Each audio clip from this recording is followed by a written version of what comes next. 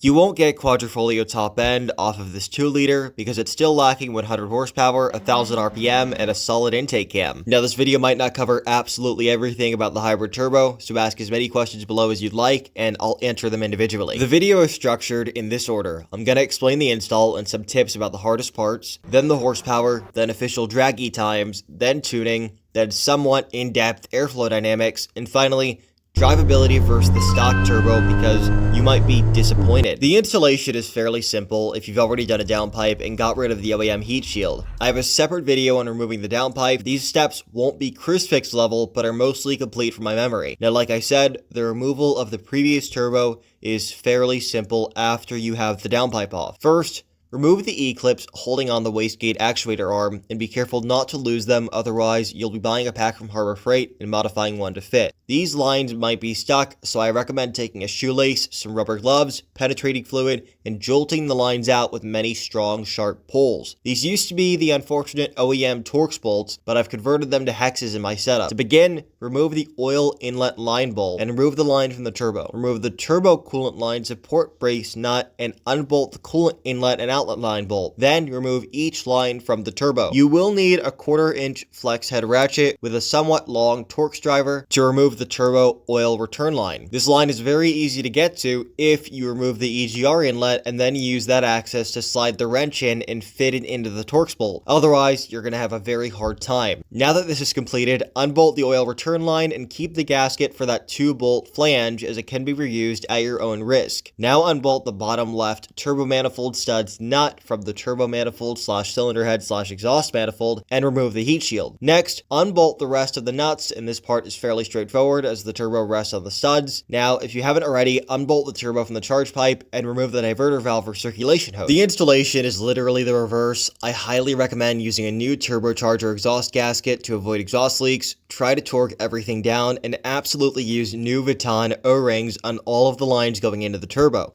We've covered the install, now let's cover the horsepower. And just to be clear, I'm not affiliated with any brand I'm about to mention. The turbo on this car is an NM Turbo Co hybrid unit rated for about 370 horsepower and capable of holding 33 psi. My setup is a little unconventional. I'm stacking a JB4 on map 2 directly on top of a Eurocompulsion big turbo tune. It's not their official phase 3 file because this isn't their turbo, so I'm in uncharted territory here. I keep getting a P0002 fuel metering code anytime I'm in dynamic mode in the JB4. I've already emailed Burger Motorsports for answers, but if anyone watching knows why this happens, feel free to educate me in the comments because I haven't found a solid explanation yet. Before adding the JB4, Eurocompulsion's file was flowing around 35 pounds a minute of air at 26 to 27 psi on wide open throttle pulls. Using the standard airflow rule, roughly 10 horsepower per pound minute, that puts the engine at about 350 crank horsepower. And before anybody takes that as criticism, this wasn't their final revision, and I'm aware that I've probably been an annoying customer, so no issues there. On that setup, my 0 to 60s hovered around 5.1 to 5.2 seconds, sometimes slower.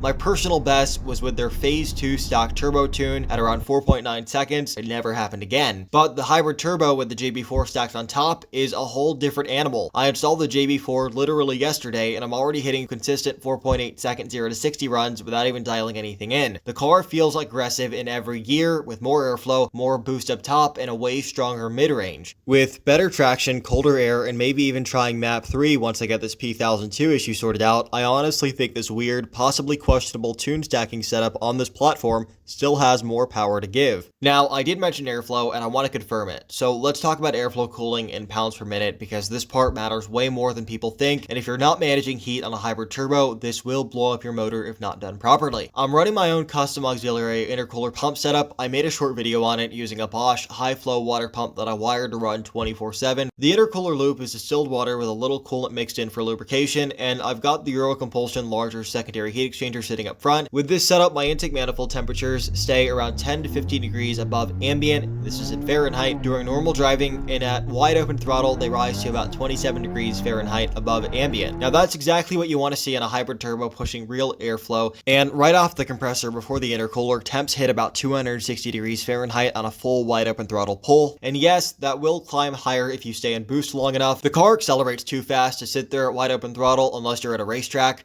so you never really see the absolute peak. Hybrid turbos generate less heat than stock since they run deeper into their efficiency island, but it's still a relatively small turbo, so this type of boost builds crazy heat. In the charge pipe, I'm hitting around 28.5 psi with JB4, and based on performance, that puts airflow at 36 pounds a minute minimum, probably more relative to the EC tune. JB4 doesn't read pound-minute airflow like OBD-Link MX, which is what I use to do my data logging, so I'm estimating off of how violently the car pulls now, and remember, boost isn't power, airflow is. The car feels dramatically faster than it did on the Euro Compulsion tune when I was flowing 35 pounds a minute, so airflow likely increased. Cooling, airflow, and turbo efficiency all have to work together or the whole thing detonates, literally. So if anyone tries a setup like this, get your heat management right or you're gonna add a window to your block. Drivability wise, my setup feels downright crazy. The best way to describe it is this: it actually pulls like a stock Mustang GT, maybe even a mildly tuned one, which is ridiculous when you remember this is an all-wheel drive 4-cylinder SUV. What really throws me off is how well it corners now that the hybrid turbo brings in boost smoothly when you roll into the throttle. Now, if you bury the pedal, it's dramatically better than the stock turbo was. First and second gear hit so hard it shoves you into the seat like the car suddenly lost 50% of its weight. That pretty much covers everything for the setup. If you got questions about anything I mentioned, tuning, airflow, cooling, JB4 stacking, whatever, drop them in the comments and I'll try to reply to everyone individually. I want this video to nearly be a library for hybrid turbo alpha owners. So ask away, and if you feel like it, then subscribe. Thanks for watching.